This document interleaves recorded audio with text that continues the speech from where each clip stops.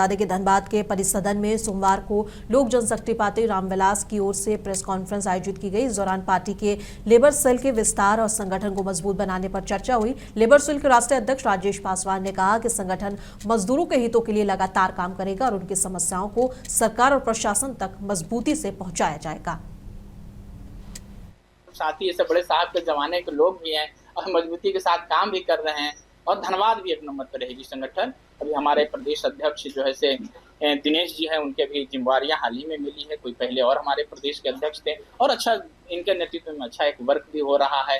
इन रामानंद जी हैं हमारे जो है गार्जियन जो हैं से बहुत पुराने बड़े साहब के जमाने के हैं, डॉक्टर नरदेव पासवान जी, और यहाँ पर सारे लोग बैठे हुए सब हम लोग मिलकर मुद्रिका जी हम लोग सब मिलकर के संगठन को बढ़िया एक मजबूती के साथ करेंगे। और सबसे पहले किसी को समस्या होगी या किसी की परेशानी होगी तो लोक जनशक्ति पार्टी रामविलास मजबूती के साथ खड़ी रहेगी। बिहार के किशनगंज जिले के डोंक नदी पर अवैध बालू खनन का खेल लगातार जारी है। सरकार की सख्ती और प्रशासन की छापेमारी के बावजूद बालू माफिया दिन दहाड़े नदी से बालू निकाल रहे हैं और उद्राघाट और टिंगरमारी और हालामाला पंचायत में ये धंधा खुलेआम चल रहा है। चौंकाने वाली बात यह भी है कि नदी के बीच से नाबालिग बच्चों से भी बालू उठवाया जा रहा है। ग्रामीणों का कहना है कि पुल के पिलर के नीचे से भी बालू निकाला जा रहा है, जिससे पुल पर खतरा बढ़ गया है और नदी की धारा बदलने का डर भी बना हुआ है। लोगों का आरोप है कि कार्रवाई सिर्फ दिखावे की हो रही है और प्रशासन उसके साथ मिला हुआ है और इसलिए माफिया बेखौफ है। हालांकि जिला पदाधिकारी ने कार्रवाई का भरोसा दिलाया है और कहा है कि दोषियों की पहचान कर उनके खिलाफ केस दर्ज किया जाएगा। एक दिन में कम से कम 50,000 से 1 लाख टका दिन कमाता है। इसीलिए ये लोग माफिया सब गांव को आदमी को लेके चपेट में लेके फुल धौसा धसा करके धमकी उमकी दे करके बालू काटता है। उसका बाद कम इनकम इन लोग का नहीं भी होगा तो कम से कम 1 लाख टका दिन है और ये लोग छोड़ने का नाम नहीं। इससे पहले कितना छापामारी हुआ है आप लोग तो जानबे कर रहे हैं। ये पुल के इर्द गिर्द में लोग बालू काट रहा है, जस्ट पाया के नीचे बालू काट रहा है।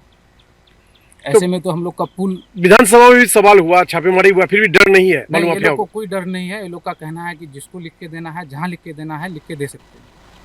तो हम लोग जिला पदाधिकारी से ये अपील करते हैं कि हम लोग का मांग को सुना जाए और ये सब चोरी जो है बालू माफिया के खिलाफ सख्त कार्रवाई किया जाए। और हम लोग जैसे ही सूचना मिल रही हम लोग तुरंत वहाँ पर टीम भेज के वहाँ पर जांच करवाते हैं। और पूर्व में भी हम लोगों ने कुछ नावों को भी डिस्ट्रॉय किया था और आने वाले समय में जब भी हम लोगों को ऐसा रेड के दौरान पता चलता है हम लोग इस पर कार्रवाई करें। मुख्यमंत्री नीतीश कुमार के राज्यसभा जाने के फैसले से उनके कार्यकर्ता में खासी नाराजगी है। नीतीश के समर्थक नहीं चाहते हैं कि वे राज्यसभा जाए। वहीं बिहार की जनता और जेडीयू कार्यकर्ता सबका यही कहना है कि 2025 से 30 फिर से नीतीश वाले भरोसे के साथ उन्होंने एनडीए को जिताया था और वो चाहते हैं कि 30 तक मुख्यमंत्री नीतीश कुमार ही रहें।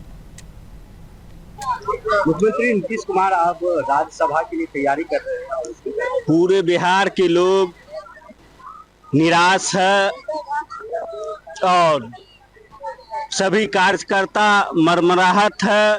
यहाँ की आम जनता भी मरमराहट महसूस कर रहे हैं। हम लोग 25 से 30 नीतीश कुमार को जिताने का वादा किए थे। उसी वादे को हम लोग अनुरोध करते हैं कि माननीय मुख्यमंत्री महोदय अभी राज्यसभा नहीं जाए, 25 से 30 मुख्यमंत्री बने रहे बिहार का, यही हम लोग कामना करते हैं। यह बहुत ही अच्छी पहल है। हम लोगों के माननीय मुख्यमंत्री सभी वर्गों का विकास किए हैं और सभी क्षेत्र का जो विकास हुआ है उसका समीक्षा हर जिले में कर रहे हैं। यह अच्छी पहल है, यह बहुत ही सराहनीय है। अभी भी इस उम्र में ऊर्जावान हैं सभी। अभी आप देखे पौने घंटे का भाषण दिया, एक भी बार कुछ डगमगाए नहीं। इसलिए हम लोग अनुरोध करेंगे कि पुनः माननीय मुख्यमंत्री जी अभी मुख्यमंत्री पद पर ही रहे, राज्यसभा नहीं जाए। नीतीश कुमार के बेटे निशांत कुमार के जेडीयू ज्वाइन कर लिया है। अब चर्चा इस बात की है कि निशांत कुमार को बिहार सरकार में और जेडीयू के अंदर क्या जिम्मेदारियां मिलती हैं। अब इस पूरे मामले पर जेडीयू नेता संजय झा ने अपनी प्रतिक्रिया दी है। वहीं चिराग पासवान के सीएम के दावेदारी पर भी उन्होंने अपनी प्रतिक्रिया दी है और कहा है और बताया है कि इस पर वो क्या कुछ सोचते हैं। बता दें कि नीतीश कुमार के राज्यसभा जाने के खबरों के बीच इधर चिराग के जो कार्यकर्ता हैं वो पटना में पोस्टर लगा रहे हैं और चिराग के सीएम बनने का दावा कर रहे हैं। वहीं चिराग पासवान के जीजा और सांसद जो है वो कह रहे हैं कि वो उनकी पार्टी जाहिर सी तौर है कि उनकी पार्टी चाहती है कि चिराग पासवान सीएम बने, लेकिन आखिरी फैसला एनडीए के जो है बड़े शीर्ष नेता जो है वो आपस में बैठ के करेंगे और वही फैसला आखिर में तय होगा। एक बार सुनिए संजय झा क्या कुछ कह रहे हैं। आगे अभी तो उन्होंने पार्टी ज्वाइन किया है और पार्टी में काम करेंगे। कल उन्होंने कहा भी है कि आ करके हम लोग जो नीतीश कुमार जी का लेगेसी है, उनका जो काम है, उसी को लेकर के लोगों के बीच में जाएंगे और आगे भी सरकार में उन्हीं के विचार और उनका जो काम करने का उन्होंने 7 निश्चय 3 पार्ट किया है अभी इस सरकार के लिए, तो उसी पर काम होगा। यही बात उन्होंने कही है। आप पार्टी जो भी रोल तय करेगी उनके लिए उस पर काम करेंगे वो। मैं एक बात बता देता हूँ, इस धरती पर कोई पैदा नहीं हुआ है, उनका 50 साल का सार्वजनिक जीवन है। आप सब लोग भी उनको देखें, पार्लियामेंट हो चाहे 20 साल से मुख्यमंत्री हैं बिहार में, कि नीतीश कुमार पर कोई दबाव बना देगा, ये तो कोई पैदा नहीं हुआ है, संभव है। आप सुझाव दे सकते हैं, वो आपका फीडबैक लेंगे, लेकिन फाइनल फैसला वो आप खुद लेते हैं। वो पूछेंगे भाई ये बात है वो बात है, जो भी पार्टी में लोग हैं जो उनको लगता है जिनसे बात करना है, लेकिन अंतिम फैसला वही लेते हैं। कोई दबाव में कुछ करा देगा, ये तो संभव नहीं है।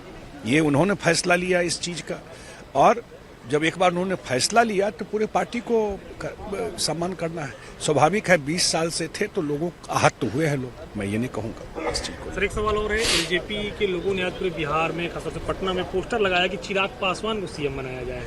देखिए आगे क्या होगा, कौन बनेगा नहीं बनेगा, वो आने वाले समय में एनडीए के साथी लोग बैठ करके तय करेंगे। लेकिन अभी कुछ इस पर बात है नहीं। इस महीने भर तो नीतीश जी हैं ना भाई, आगे अप्रैल की बात है नहीं। नीतीश कुमार के बेटे निशांत के जेडीयू ज्वाइन करते ही प्रदेश भर से इसको लेकर प्रतिक्रिया सामने आने लगी है। इससे कतार में आरजेडी प्रवक्ता मृत्युंजय तिवारी ने कहा कि बीजेपी ने नीतीश कुमार को मुख्यमंत्री पद से हटा दिया है, आगे जेडीयू को भी खत्म कर देगी। आपको बताते चले कि लगातार विपक्ष जो है चुनाव के दौरान और चुनाव से पहले भी और चुनाव के बाद भी लगातार दावा करता रहा कि जैसे ही अगर एनडीए की जीत होगी तो नीतीश कुमार को कुर्सी से हटा दिया जाएगा। हालांकि पहले भी विपक्ष ने कहा था कि नीतीश कुमार को कुर्सी नहीं दी जाएगी, लेकिन बाद में ऐसा नहीं हुआ। नीतीश कुमार कुर्सी पे तो बैठे, लेकिन मात्र 3 महीने के लिए, और उसके बाद नीतीश कुमार की विदाई का प्लान तैयार हो गया है। नीतीश कुमार ने राज्यसभा के लिए पर्चा भर दिया है। निशांत कुमार, उनके बेटे ने जेडीयू ज्वाइन कर लिया है। माना जा रहा है कि निशांत कुमार को आगे डिप्टी सीएम बनाया जा सकता है, वहीं बीजेपी से जो है वो मुख्यमंत्री हो सकता है। जबकि इधर से एनडीए के घटक दल से चिराग पासवान जो है, उनकी पार्टी ने भी अलग दावे ठोकने शुरू कर दिए हैं। वो लगातार कह रहे हैं कि जो है मुख्यमंत्री चिराग पासवान को होना चाहिए, लेकिन बाद में यह भी सामने आ रहा है कि एनडीए के शीर्ष नेता जो है, जो बैठकर फैसला करेंगे, आखिर में वही तय होगा कि बिहार का मुख्यमंत्री कौन बनेगा। ठीक है, ये जेडीयू का आंतरिक मामला है। अब हम लोग तो हमारे पार्टी के नेता श्री तेजस्वी यादव जी, श्रीमती राबड़ी देवी जी, सब लोग कह ही रहे थे कि निशांत जी को राजनीति में आना चाहिए। बहुत दिनों से कयास लगाए जा रहे थे, चर्चा हो रही थी, और आखिरकार जो बीजेपी ने गेम प्लान सेट किया तो नीतीश जी को मुख्यमंत्री के कुर्सी से पहले बेदखल किया। अब निशांत जी को जिस तरह से इन कराया जा रहा है, उसी तरह आउट भी करा दिया जाएगा। अब ये तो देखिए, चुनाव भी हुए हैं, जनता का चाहे जिस भी रूप में जनादेश मिला हो, 202 सीट मिला, जो वादे किए गए वो पूरा कब होंगे ये कोई नहीं बता रहा। यहाँ तो कुर्सी का ही उलटफेर चल रहा है। अब 3 महीने 4 महीने के अंदर ये सब होगा, बिहार को देखना पड़ेगा। ये किसी को नहीं अंदाजा था। अब क्या क्या हो रहा है बिहार में, ये सब देख ही रहे हैं। तो अभी तो सहानुभूति लेने के लिए आदरणीय मुख्यमंत्री श्री नीतीश कुमार जी के सुपुत्र को लाया जा रहा है, लेकिन बीजेपी पूरी तरह से जेडीयू को समाप्त करेगी। नीतीश जी को तो मुख्यमंत्री की कुर्सी से हटा रही है। नीतीश जी को बिहार नहीं छोड़ना चाहिए। कल आदरणीय श्रीमती राबड़ी देवी जी ने भी कहा है। बिहार के मुख्यमंत्री नीतीश कुमार समृद्धि यात्रा के तीसरे चरण में सुपौल के निर्मली पहुंचे। इस दौरान उन्होंने विकास से जुड़े कई कार्यक्रमों में हिस्सा लिया। सीएम के साथ डिप्टी सीएम सम्राट चौधरी भी मौजूद थे। सम्राट चौधरी ने जनसंवाद के जरिए लोगों से सीधे बातचीत की और नीतीश कुमार की जमकर तारीफ करते हुए कहा, लालू सरकार में जंगल राज था और उन्होंने लालू सरकार पर जमकर हमला भी बोला। बता दें, नीतीश कुमार जल्द ही राज्यसभा जा सकते हैं। उन्होंने नामांकन दाखिल कर दिया है और इसी बीच अब अचानक से नीतीश कुमार जो है वो समृद्धि यात्रा जो उन्होंने शुरू की थी फिर से उस पर निकल गए हैं और बताया जा रहा है कि इस दौरान वो लगभग 10 जिलों का जो है वो दौरा करेंगे। और नीतीश कुमार इस दौरान अपने भाषण में भी लालू यादव और राबड़ी देवरी के मतलब कह सकते हैं कि आरजेडी के शासनकाल पर लगातार हमला करते दिखे। उन्होंने कानून व्यवस्था पर सवाल उठाया और कहा कि पहले के कानून व्यवस्था में और अभी के कानून की व्यवस्था में बहुत ज्यादा तब्दीली आई है और अब बिहार बहुत आगे बढ़ गया और लगातार आगे बढ़ता रहेगा। तो यहाँ से पटना जाने में 7 से 8 घंटा लगता था। आज नीतीश कुमार जी और मोदी जी के नेतृत्व में 3 घंटे में निर्मली से लोग पटना पहुंचने का। ये बदलाव है बिहार। और आप सोचिए साथियों, पहले तो कोसी के डर से लोग नहीं आते थे, लेकिन मैं तो विजेंद्र बाबू विजय चौधरी जी और आदरणीय मुख्यमंत्री जी को धन्यवाद देता हूं।